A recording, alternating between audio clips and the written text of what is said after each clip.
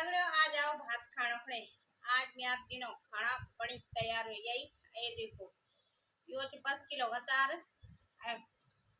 अरे भैम पोड़ के छे यो करेला यो प्याज यहाँ हरी मिर्चा।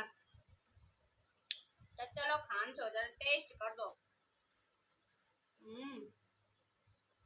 यो पता क्या दाल मसूरी दाल धुली हुई मसूर।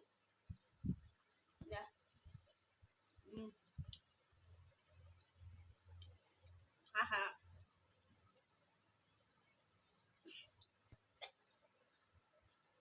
चुनबुली क्या रे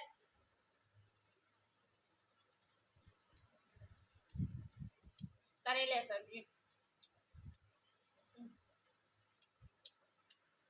जरा करेला रहा ना दाल भात दगड़ा मस्त मजा कह की तुम्हारा पानी कमेंट बताओ जल्दी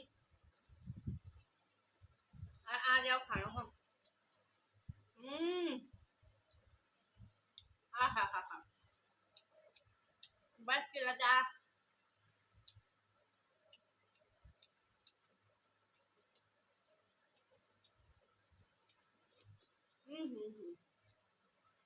मजा नहीं।